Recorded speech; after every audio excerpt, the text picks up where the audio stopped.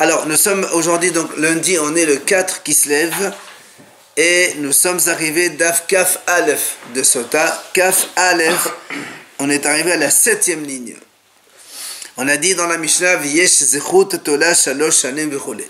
On a dit donc, quand ta femme a subi le test de Sota, des fois, si elle a du mérite, ça peut lui prolonger jusqu'à 3 ans avant qu'elle n'explose. Alors, la Gemara dit, c'est le mérite de quoi? Et les mazechut de Torah. Si tu me dis qu'elle a le mérite de l'étude de la Torah, la femme, elle n'est pas ordonnée d'étudier la Torah. Donc même si elle étudie, ce n'est pas vraiment une grande mitzvah. Elle a zéro des mitzvahs. Alors tu vas me dire, non, elle a le mérite de des mitzvot. Elle fait des mitzvot, la femme aussi, elle a des mitzvot. Alors on m'a dit comment? Zéro des mitzvahs, mais magna kolehai. Comment? La mitzvah, elle peut protéger tant que cela.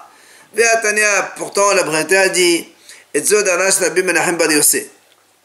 Rabbi Menachem, il a expliqué le passage qu'il a dit.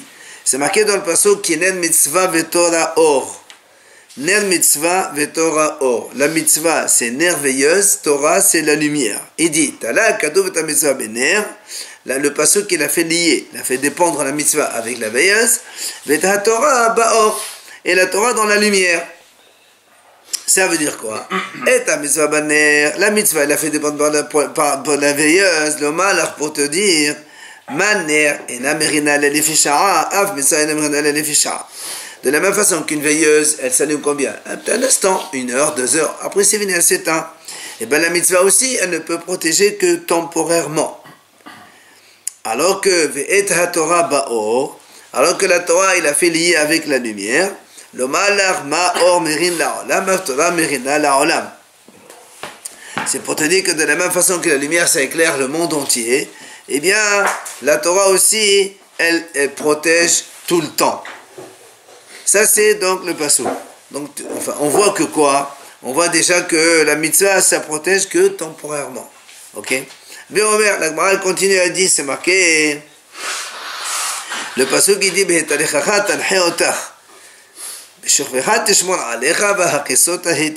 c'est un passage qu'on voit aussi, qui est donc expliqué dans le Pirkei Avot.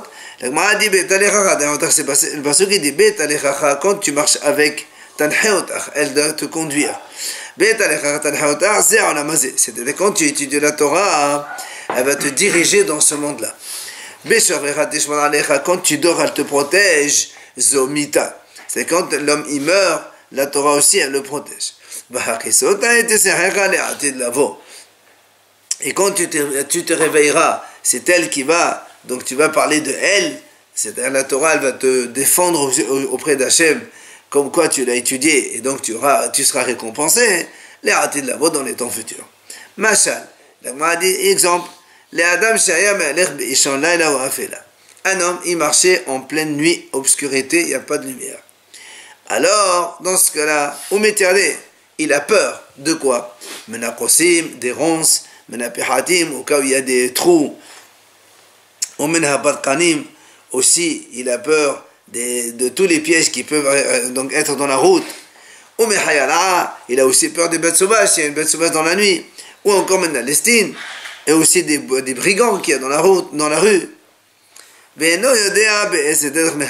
ne sait pas quelle direction prendre. Si maintenant il a une torche, une flamme de feu, dans ces cas-là, déjà, il est protégé déjà des ronces, des trous et des pièges qu'il y a dans la route. Mais il a encore peur des bêtes sauvages et des brigands. Quand il y a la lumière, au contraire, c'est là où il peut venir. Il ne sait pas à quelle direction prendre. Puis dès que l'aube se lève, dès qu'il fait jour, les brigands ils disparaissent et les bêtes sauvages non plus, elles ne viennent pas quand il fait jour. Seulement, on m'a dit encore, il ne sait pas dans quelle route à prendre.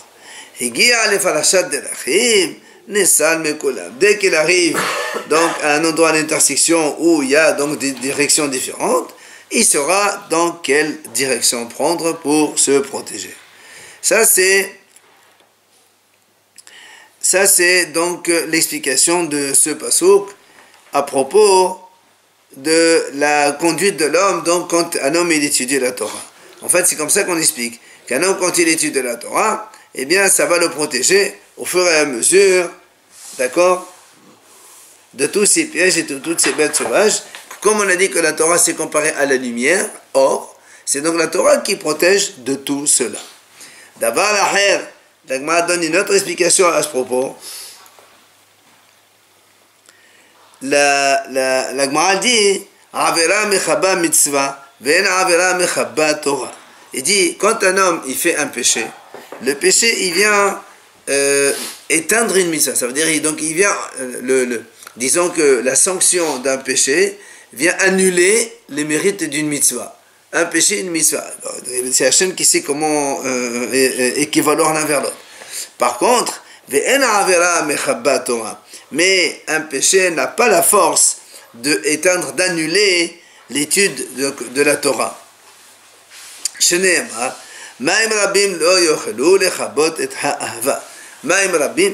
même si quelqu'un il a beaucoup d'eau, ça ne peut pas éteindre l'amour, donc le feu de l'amour, donc l'amour de la Torah. Quelqu'un qui a donc ce feu de la Torah, eh bien il ne peut pas s'éteindre même donc s'il fait des péchés par la suite.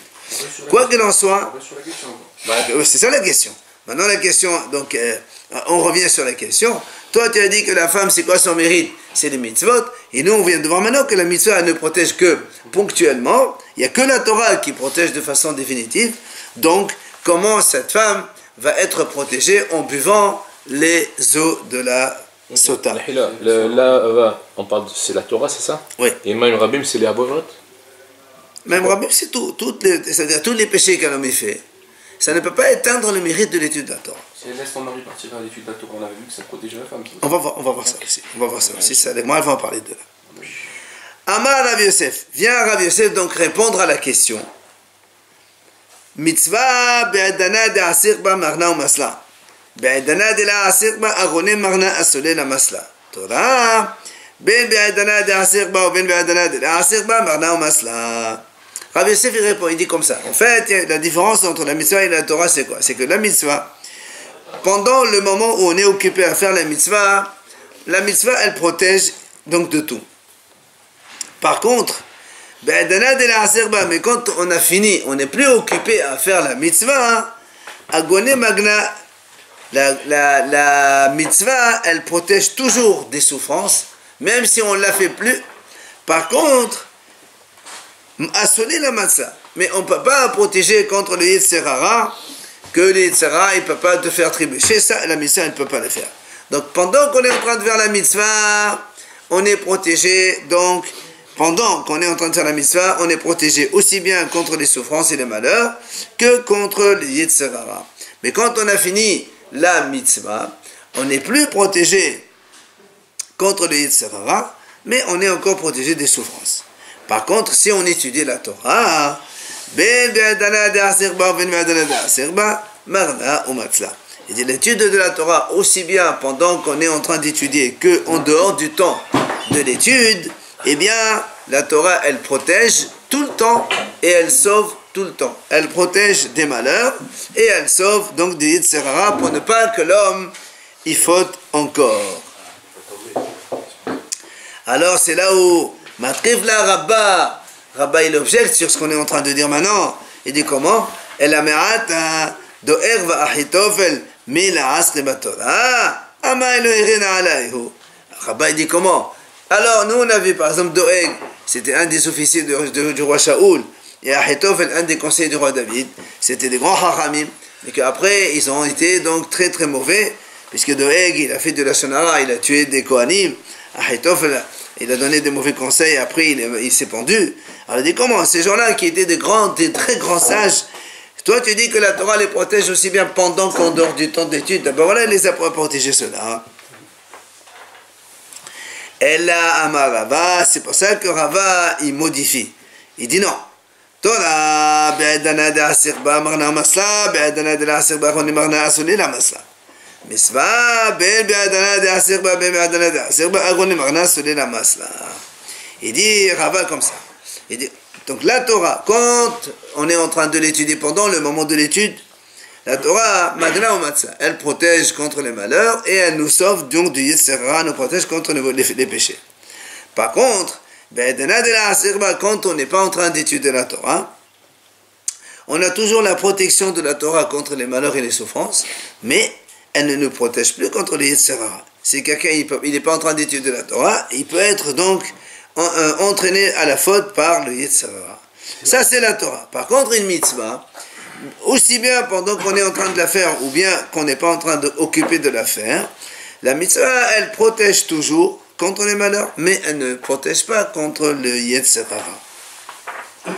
Voilà donc pour répondre à la question à propos de Doeg Ahitophel. Donc, même s'ils ont étudié la Torah, c'est uniquement pendant l'étude que la Torah elle protège contre les Yetzer Hara, mais en dehors de l'étude, la Torah ne protège pas.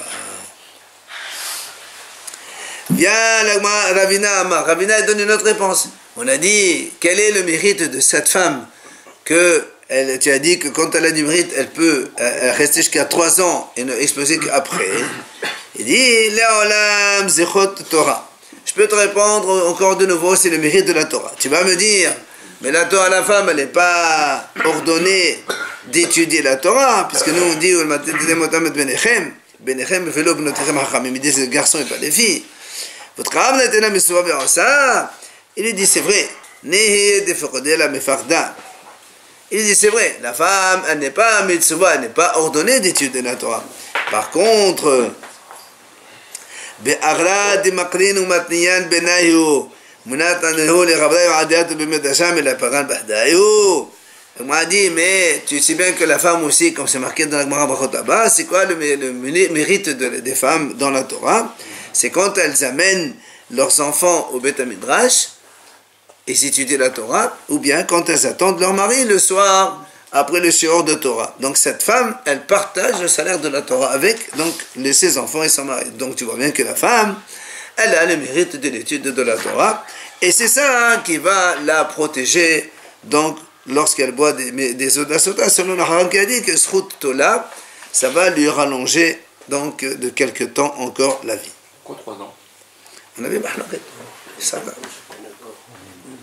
Mais elle protège Yetzer Hara sur la faute de l'adultère? Non, c'est toutes les autres fautes. Maï Parashat Delachim.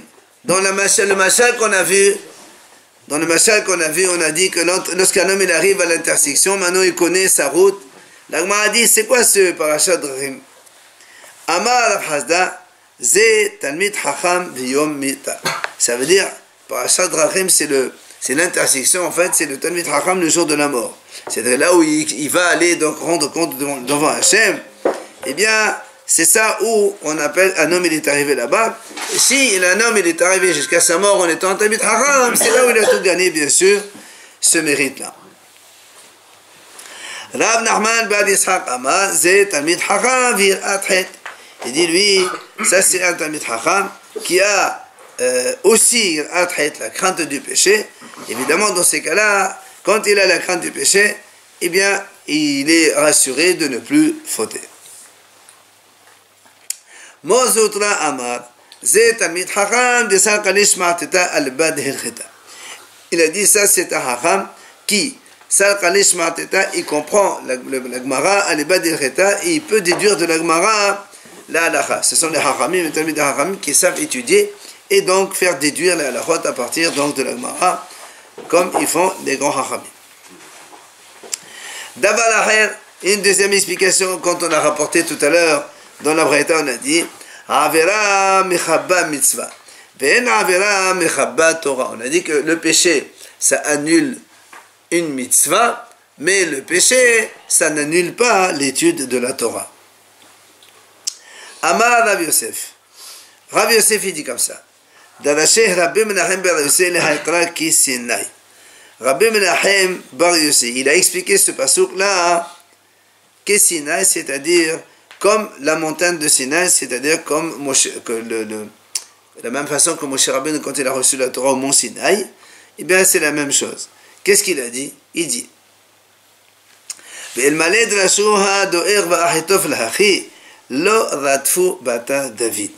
Ici, Doeg et Ahitophel, ils ont compris le passouk comme il l'a expliqué Rabbi Menachem Bar Yosef, ils n'auraient jamais, ces deux-là, poursuivi David, donc, et en vouloir après lui, comme ils l'ont fait malheureusement, et après ils sont morts tous les deux.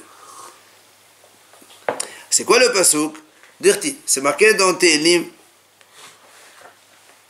Lemor Elohim azavo, redfu vetefsuhu ke'en matzil. David Amelech dit comme ça.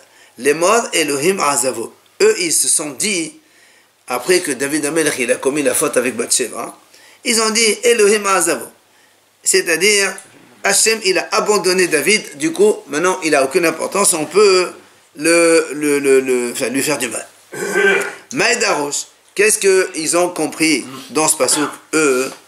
Ils ont dit, c'est marqué dans la Torah, Velo yir'e vecha edvat davar, vegomer, le passouk il dit, Veshav me'acharecha. Ils ont dit, comme c'est marqué dans la Torah, Velo yir'e vecha edvat davar, Veshav me'acharecha, ça veut dire, Hachem, il ne va pas avoir chez toi des fautes d'adultère ou de relations interdites. Parce que s'il y a des fautes comme ça, alors Hachem, il t'abandonne. Et comme David Amelech, il a été avec Bathsheba, alors ils ont dit, ça y est, Hachem l'a abandonné. Mais, Vehen, Enan yoden sha'avera mechaba mitzvah, Vehen avera mechaba Torah. Il dit, mais par contre, eux, ils n'ont pas compris, comme on vient de l'expliquer nous, qu'un péché, c'est vrai, ça peut annuler une mitzvah, mais un péché, ça ne peut jamais annuler l'étude de la Torah. Or, comme David Amelech, il a étudié la Torah, donc le péché ne peut pas annuler. Donc Hachem ne peut pas l'abandonner, même s'il a fait cette faute-là. Un péché annule une mitzvah. Mais un péché, on ne sait pas. C'est Hachem qui connaît les comptes. D'accord? Alors, la Gemara dit, le pasouk qu'on a commencé, Ma'im Rabim lo yachlu lechabot et ha'ahava, à la fin il termine, Boz yavuzulo. Boz yavuzulo, c'est dans Sirachem, bien sûr. C'est-à-dire, puisqu'on a comparé Ahava, c'est la Torah. Donc on a dit, donc la Torah, rien ne peut l'égaler. Et rien ne peut l'éteindre. Même les fleuves ne peuvent pas l'inonder. Même si un homme donne tout l'or qu'il a dans sa richesse, à côté de la Torah, c'est du mépris tout ça. Alors, il explique. Amar Ola, il a dit Ola, Lo Gishemon Ahe Azaria, Velo Kelabi Yohanan Devin Sea. Elle qui Hillel Veshavna. Il dit, c'est pas comme Shimon, le frère de Azaria, ni comme Rabbi Yohanan avec la famille du prince. On l'a vu déjà quelques fois. Shimon Ahi Azaria. Hachamim disent que Shimon c'était un commerçant. Azaria, son frère, c'était un Hatamit Hacham. Et lui, il subvenait à ses besoins. Donc c'est pour ça qu'on l'appelait Shimon Ahi Azaria. Et le contraire. C'est Azaria,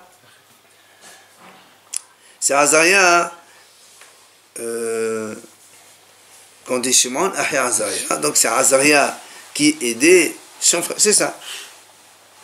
C'est ça. Shimon Ahi. Donc Shimon c'est le Hacham. Azaria c'est lui qui le soutenait. La même chose, Rabbi Yohanan, il était aussi soutenu par les gens de la famille du prince. Il lui payait sa parnassa, comme ça il peut dire de la Torah. Ceux-là, ils ne sont pas considérés par notre passouk. C'est pas du mépris, ça veut dire c'est une très bonne chose. Alors le mépris de l'argent aussi qu'on le voit, qui est Hillel Veshavna. Hillel, le grand Hillel, il avait un frère qui s'appelait Shavna. Et il nous raconte ici, il a raconté, Rav Dimi, il a dit comme ça, Hillel Veshavna Ahehavu. Et c'était deux frères. Hillel Ansar Batora, Shavna Avad Isra. Hillel, on le sait, il a étudié la Torah, on le sait comment il était pauvre. Rappelez-vous l'histoire où il s'est monté sur le toit, il a été englouti par la neige.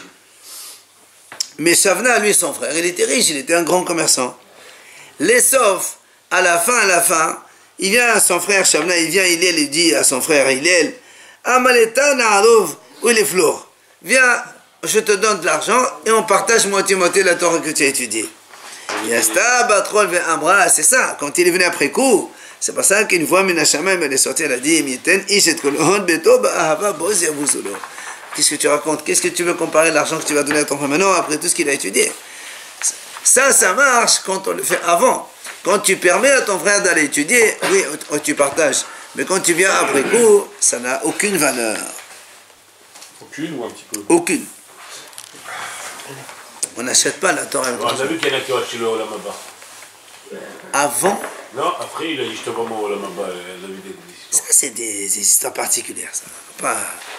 Je mélange pas. Omer ben Azai. Alors, dans la suite de la Mishnah, on a vu, c'est marqué à propos de le srout de la femme, donc que quand la femme elle boit les eaux de la sota, si elle a du mérite, donc elle prolonge de quelques mois ou années. Ben Azai il a dit, de là on apprend, Hayav Adam el Amedet Beto Torah, un homme il doit enseigner à sa fille la Torah, comme ça elle aura le mérite. Il vient à la Ben Azai maintenant. Celui qui étudie, il enseigne la Torah à sa fille, c'est comme si qu'il lui enseigne tiflout, c'est-à-dire des ruses, quoi. Comme ça, elle lit un peu ce qui est marqué dans la Gemara et après elle utilise ces choses pour faire des péchés, justement. La Torah écrite on peut, tu dis. Hein? La Torah écrite on peut. Et la Torah Oui, Tanakh, oui, c'est motard. Tiflout, ça, comment? La Torah, tu compares ça à de la ruse. Et là, c'est comme si, c'est pas, quand tu l'enseignes ça, c'est ce que dit la Gemara maintenant. Pourquoi Rabbi Eliezer a dit comme ça? Il dit parce que le passage qui dit Ani Chochma Shachanti Orma. La Torah, elle est de la sagesse. Donc si tu l'enseignes à des femmes, Shachanti Orma, ils vont les femmes utiliser les ruses qu'il y a dans la Gemara pour faire les choses justement de façon cachée pour que personne ne s'en aperçoive.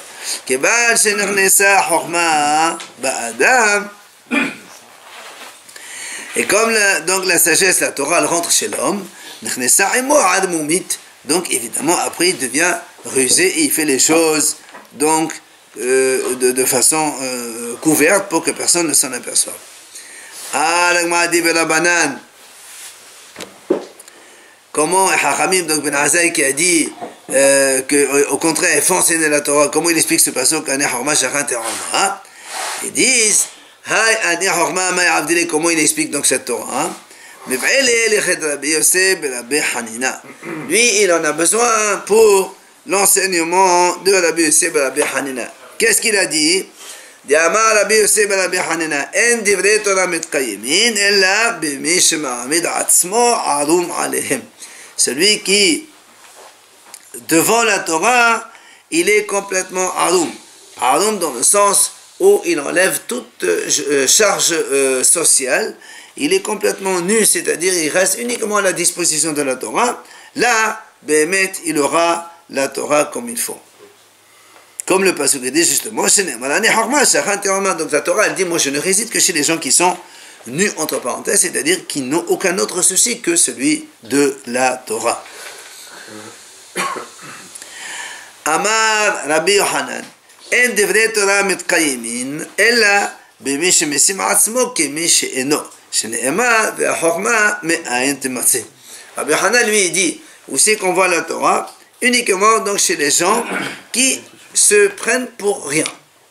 C'est ceux qui sont vraiment humbles et modestes, rien du tout. La preuve, le passage qui dit où tu vas trouver la Horma? Mais aïn. Quand quelqu'un il se considère comme rien, alors là tu trouveras la sagesse dessus. Rabbi Yoshua Omer, après on a dit dans la Mishnah, Rabbi Yoshua a dit comme ça, donc ça, Isha,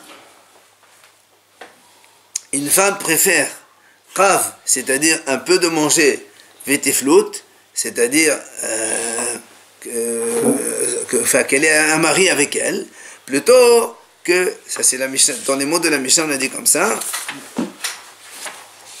exactement,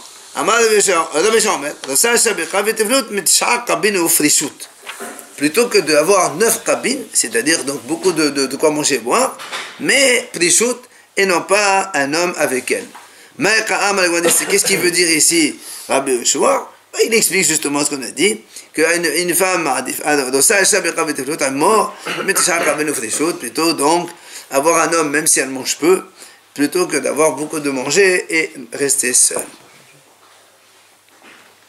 Ouais, Omer, Hassid Shoté, après Racha Adoum, etc. Donc on a, hein? Qu'est-ce qui change?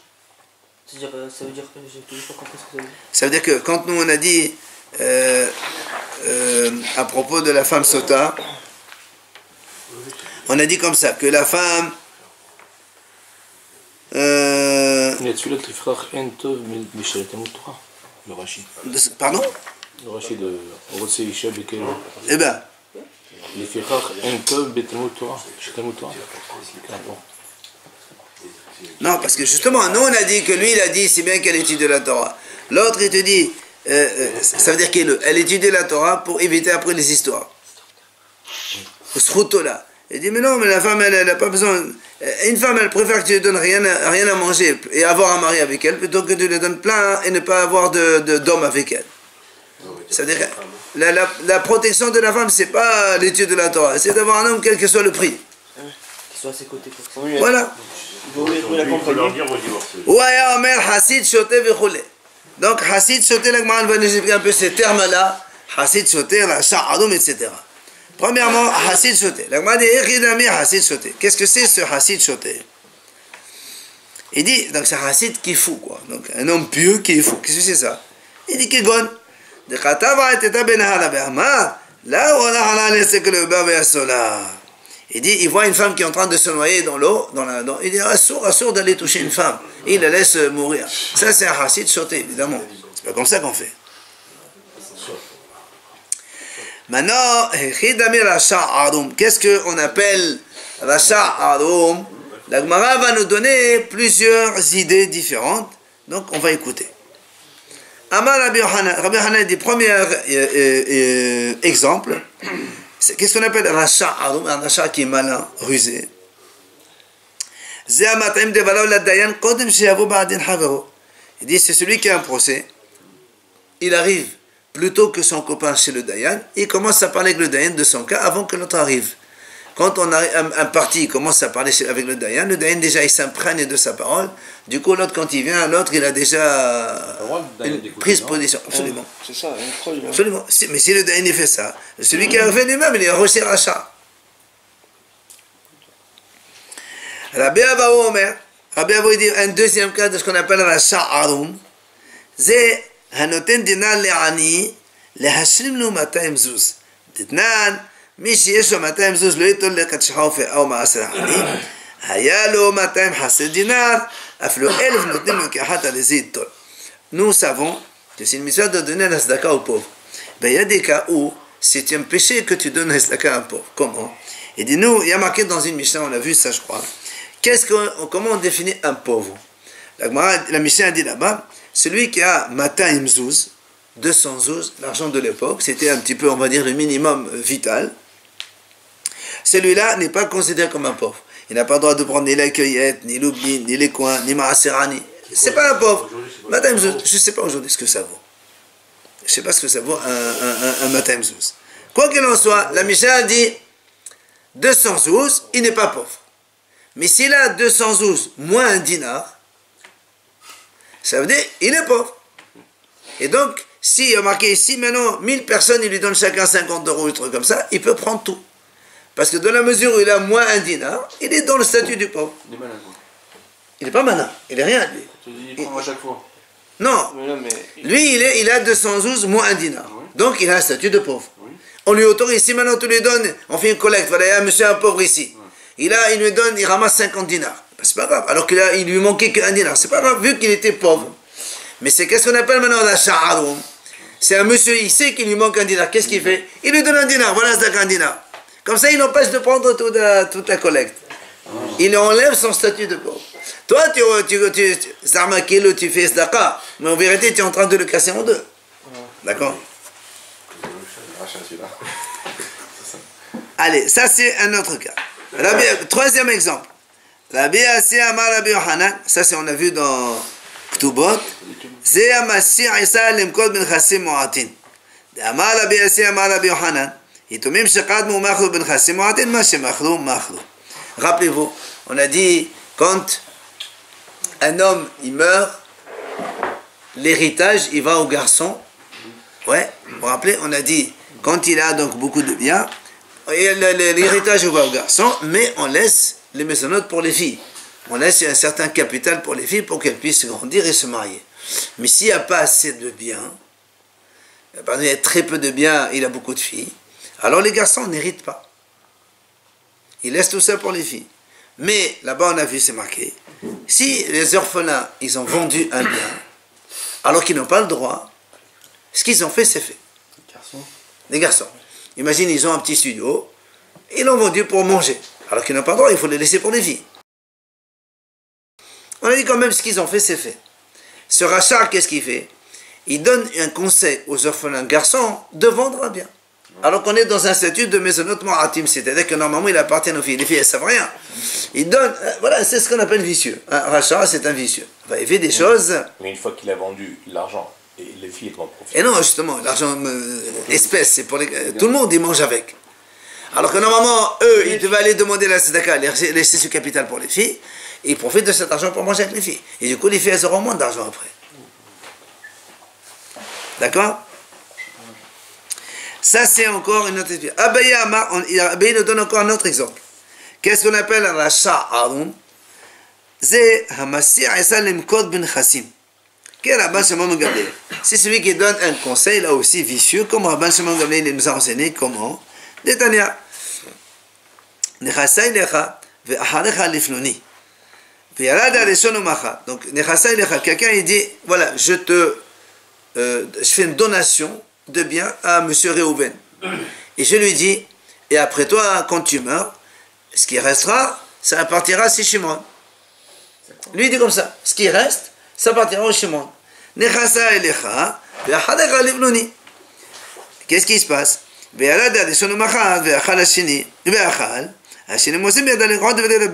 Si maintenant, le premier Réhouven, qu'est-ce qu'il fait? Il vend le bien.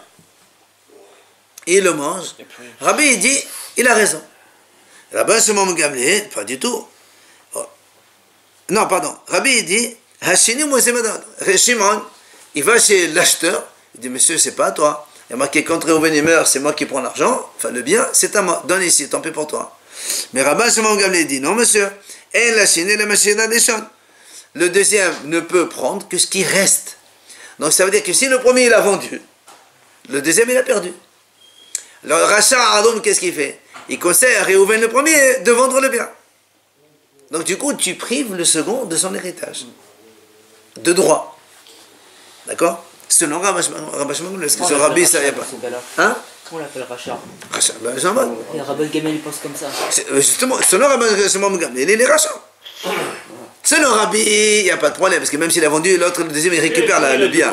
Non, avec l'avis de Rabbi Shimon Gamliel, il finit de Justement, tu donnes conseil. Il a sur qui s'appuie. Non, moi, pas du tout. Moi, je conseille Réhouven de vendre. Donc, qu'est-ce que tu fais? Tu prives le deuxième de son héritage. Quel intérêt j'ai à conseiller Réhouven? Ça, voilà, tu as un achat, vicieux, tu as un achat. Il y a des malins comme ça qui sont comme ça. Qui vont voler le denier. Allez, on finit? Rabbi Shimon Gamliel, il ne permet pas, il donne une ruse, quoi. Non, Rabbi Shimon dit celui qui fait ça, Rabbi Shimon dit comme ça, celui qui fait ça, c'est vendu, zéro. C'est son avis. Il ne conseille pas de faire ça.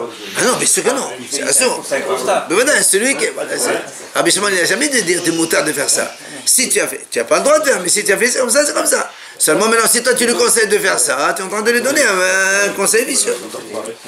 Allez, il nous reste encore 3 cas. Rav Yosef Balhama, Amalav Shechat, on finit, messieurs. Qu'est-ce que c'est un achat arum? Celui qui montre aux autres et dit regardez comment moi je fais, il montre qu'il est un tzadik, en fait derrière il est un achat bien comme il faut. C'est un hypocrite quoi. Rabbi Zera Amar Ravuna, Rabbi Zera il donne un autre exemple de rachat. Quand il y a un problème à l'Afrique, pour lui il est toujours Mikil et pour les autres il est toujours Mahmir. Le contraire de ce qu'ils font les Chassidim. Enfin, Ola il nous donne une dernière explication. Il dit celui qui a étudié la Torah écrite, Shana il a étudié la Mishnah, mais lo shimesh talmidei chachamim, c'est-à-dire il n'a pas étudié la Gemara. Alors, il y en a de moi à la halakha. C'est chez moi, c'est la Gemara. Alors, non, parce que justement, étant donné que dans la Mishnah, en général, la halakha n'est jamais comme la Mishnah. Enfin, elle n'est jamais. De façon générale, la halakha n'est pas comme la Mishnah. Parce que dans la Mishnah, il y a des Mishnayot, une comme ça, l'autre, elle est contradictoire. Toute la Gemara, l'intérêt de la Gemara, c'est quoi? Justement, c'est pour essayer d'expliquer les Mishnayot entre elles, de faire que toutes les Mishnayot elles soient accordées entre elles. Et de là, on tire la halakha. Mais si toi, tu restes avec la Torah et la Mishnah, tu vas faire n'importe quoi. C'est pour ça qu'il dit celui-là, c'est un achat-adom. Il te dit, moi j'ai vu dans la Mishnah, c'est vrai comme ça.